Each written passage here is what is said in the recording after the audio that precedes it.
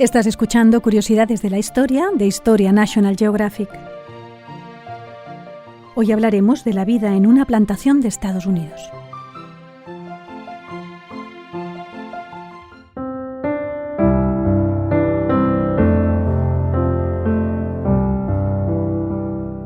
Desde que en 1619 llegaron entre 20 y 30 africanos al asentamiento de Jamestown, en la colonia de Virginia, la esclavitud se convirtió en parte intrínseca del devenir de las 13 colonias inglesas de Norteamérica.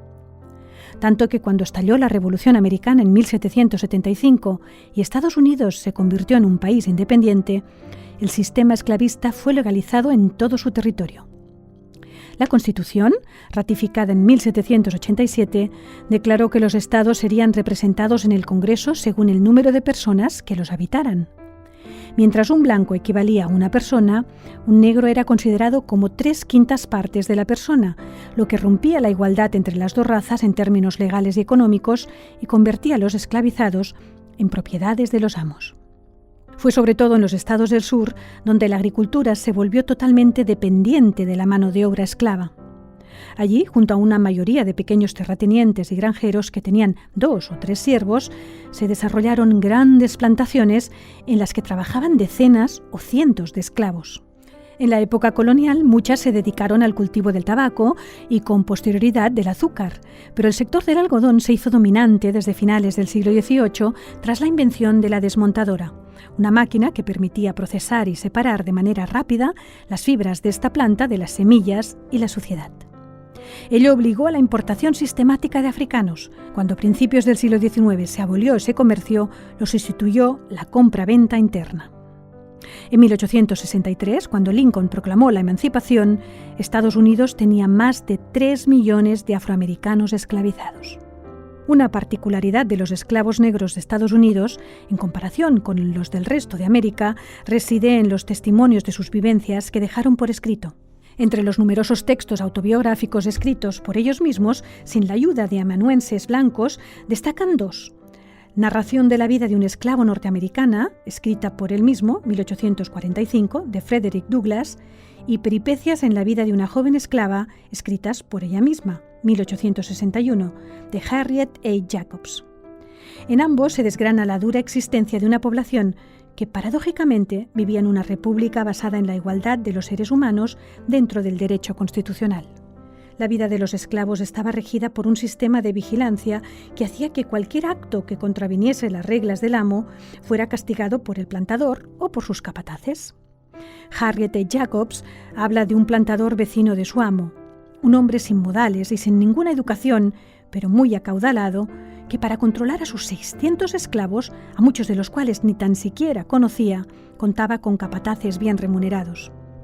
Ni estos ni su amo dudaban en usar los métodos más drásticos para mantener el orden. Varios eran los castigos a los que podían recurrir, explica. Uno de sus preferidos era atar a una cuerda alrededor del cuerpo de la víctima y suspenderla en el aire. Se le pasaba una antorcha encendida por encima de la que colgaba un trozo de tocino de cerdo. Mientras éste se iba cocinando, iban cayendo gotas de grasa ardiendo sobre la carne desnuda del torturado. Si un esclavo le robaba, aunque fuese solo una libra de carne o un celemín de maíz, y lo pillaban, lo hacía encadenar y meter en el calabozo hasta que lo veía completamente acobardado por el hambre y la adversidad. Quien presentara resistencia se exponía a un castigo mayor. Harriet explica: cuando un esclavo ofrecía resistencia a ser azotado, el amo hacía que desataran a los perros y que se los echasen encima para que le desgarrasen la carne de sus huesos adentellados.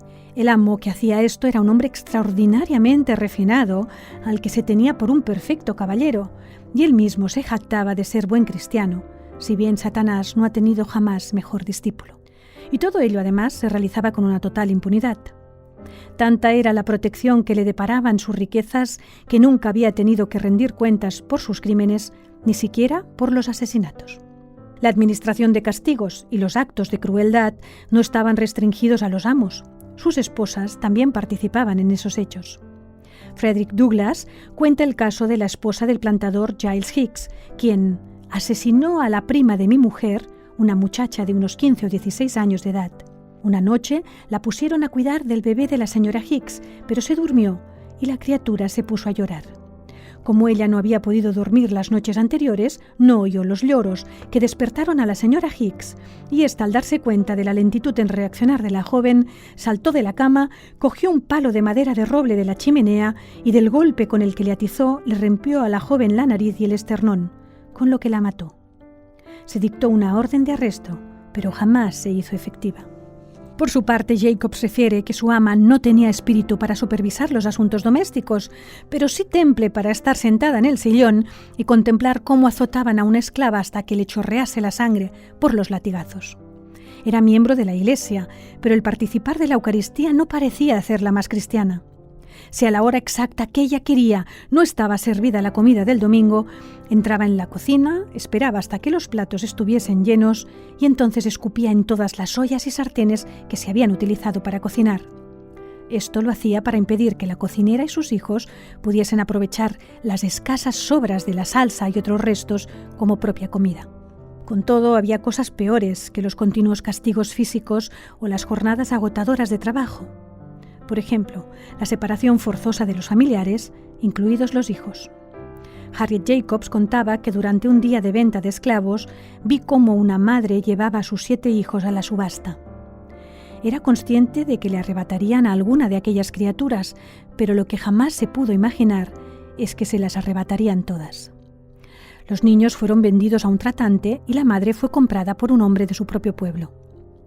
Antes del anochecer, todos aquellos hijos estaban ya muy lejos. Suplicó al amo que le dijese dónde pensaba llevárselos, pero ni tan siquiera eso se dignó a decirle.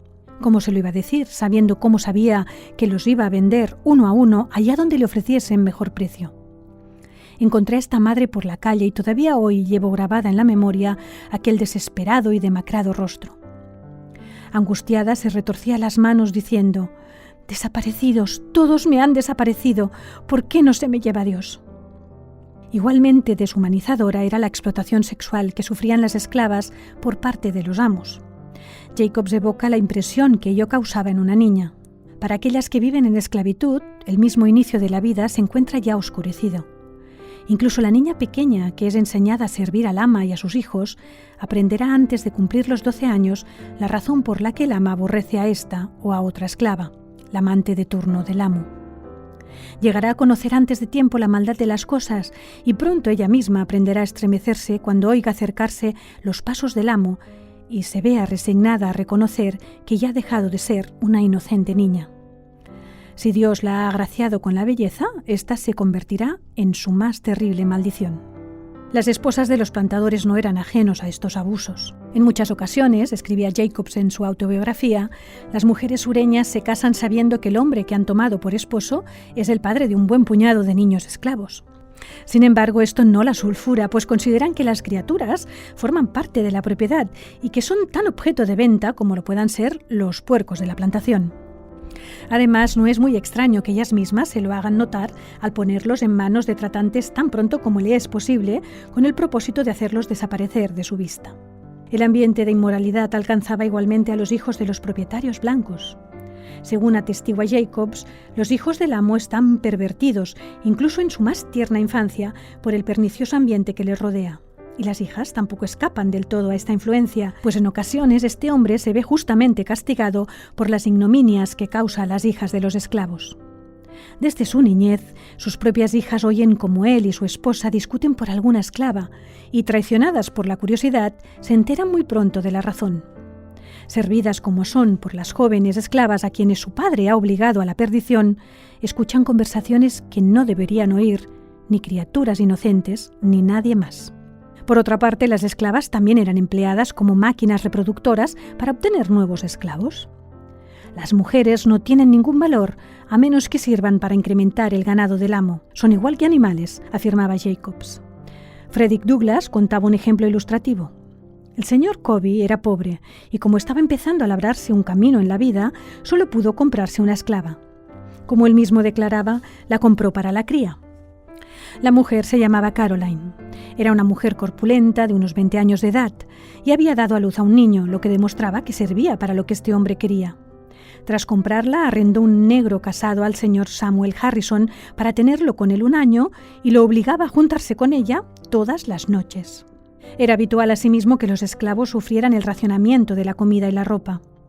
Douglas explica que la asignación de comida que recibían al mes los hombres y las mujeres era de 8 libras de carne de cerdo o su equivalente en pescado y una fanega de harina de maíz. Los niños esclavos, sigue contando este ex esclavo, no teníamos ninguna ración asignada de manera regular. Nuestra comida consistía en una pasta hervida de harina sin refinar, a la que llamaban gachas. Se echaba sobre una enorme fuente o comedero de madera que se depositaba en tierra. Entonces se llamaba a los niños como si fueran cerdos y como los puercos aparecían ellos y empezaban a devorar aquella masa.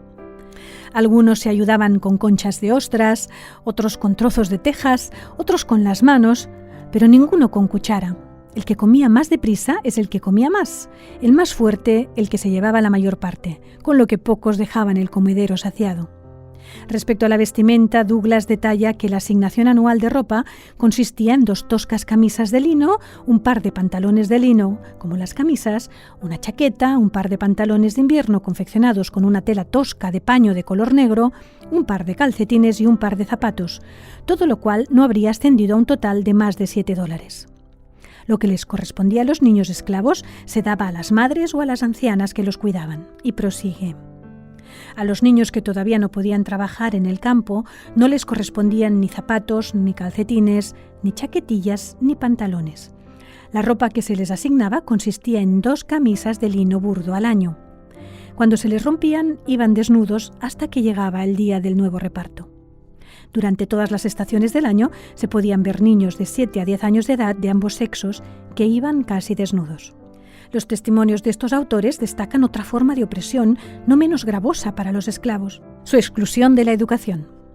En algunos estados, los blancos incluso eran multados si se descubría que habían enseñado a leer y a escribir a los esclavos. Douglas hace hincapié en la importancia de este aprendizaje como el primer paso hacia la libertad. Cuando el señor Holt descubrió que la señora Holt me estaba enseñando las primeras letras, de inmediato le prohibió seguir haciéndolo, y entre otras cosas le dijo que aquello iba contra la ley y que era peligroso enseñar a un negro a leer. Sus propias palabras fueron: si a un negro le das un dedo, se cogerá el brazo entero. Lo único que ha de saber un negro es obedecer al amo y hacer lo que le mandan. La educación malbarata al mayor negro del mundo. Aunque el sistema esclavista afectaba a todos los ámbitos de la vida de los esclavos, desde el trabajo hasta la familia o la sexualidad, eso no significa que los africanos carecieran totalmente de medios para resistir la opresión que sufrían. Desde luego, la huida a territorios libres era un recurso excepcional y arriesgado, y aún más la organización de alzamientos contra los amos. Eran más habituales protestas calladas, como fingir enfermedades o sabotear las herramientas con el fin de ralentizar el trabajo. Por otra parte, los esclavos desarrollaron una cultura propia a través de la religión, las fiestas, la música y la oralidad. La visión religiosa propia de las culturas africanas se fundió con el cristianismo protestante que era predominante en los estados sureños de Estados Unidos. Los esclavos se apropiaron de la religión de los blancos, moldeándola y reinterpretándola de tal modo que pudiese dar cabida a las vicisitudes de sus vidas. Douglas y Jacobs, por ejemplo, criticaron con acritud el cristianismo tal y como era profesado por los blancos, pero destacaban la importancia como fuente de esperanza y compromiso político de las congregaciones cristianas negras. Jacobs relata cómo, tras la insurrección del esclavo Nat Turner, que se produjo en el condado de Southampton, Virginia, en agosto de 1831, y en la que los rebeldes asesinaron a más de 150 blancos, las autoridades reaccionaron con contundencia, prohibiendo a los esclavos el culto en sus propias iglesias, ya que se consideró que los templos habían sido el origen de la revuelta. Los esclavos suplicaron volver a gozar del privilegio de reunirse en su pequeña iglesia de los bosques, con su cementerio al lado. La habían construido las gentes de color, para quienes no cabía mayor felicidad que encontrarse allí para cantar himnos y alzar sus plegarias todos juntos. Se les denegó la petición y la iglesia fue derruida. Se les permitió asistir al culto en las iglesias de los blancos y ocupar un espacio en la parte de arriba. Allí, cuando todos los demás habían comulgado y se habían pronunciado las bendiciones, el ministro decía: «Y ahora, bajad vosotros, amigos negros». Jacobs también destaca el papel que jugaban las fiestas en la vida de la población esclava, en las que se mezclaban diversos elementos de las tradiciones africana e inglesa. Así, en Navidad, los esclavos organizaban una procesión particular llamada John Canaus. Todos los niños se levantan temprano el día de Navidad para ver los John Canaus. Sin ellos, la Navidad se quedaría sin su atracción más espectacular. Se trata de cuadrillas de esclavos de las plantaciones, generalmente de los estratos más bajos. A 2 hombres robustos vestidos con batas de percal se les echa por encima una malla cubierta con toda clase de rayas de colores chillones. Se les atan a la espalda unas colas de vaca y se les adorna la cabeza con unos cuernos. Una docena de negros va golpeando una caja cubierta con una piel de cordero que recibe el nombre de caja de gumbo, mientras que otros hacen sonar triángulos y quijadas al ritmo de cuyos compases danza una banda de bailarines. El mes anterior lo pasan componiendo canciones que se cantan en esta celebración. A estas cuadrillas, compuestas de 100 de miembros, se les permite empezar a desfilar por las calles pidiendo donativos desde la mañana temprano hasta más o menos las 12. No hay puerta en la que haya una mínima posibilidad de obtener un centavo o un vaso de ron a la que dejen de llamar. Mientras están por la calle no beben, pues se llevan el ron a casa en jarras para celebrar allí la fiesta. Han tenido que pasar más de 100 años para que el relato de la vida de esclavos y esclavas sea aceptado como punto de partida ineludible para comprender las raíces de la discriminación racial en los Estados Unidos del siglo XXI. Sin embargo, muchos norteamericanos aún prefieren ignorar esta historia, lo que explica, como señalaba el filósofo George Santayana, que estén condenados a repetirla.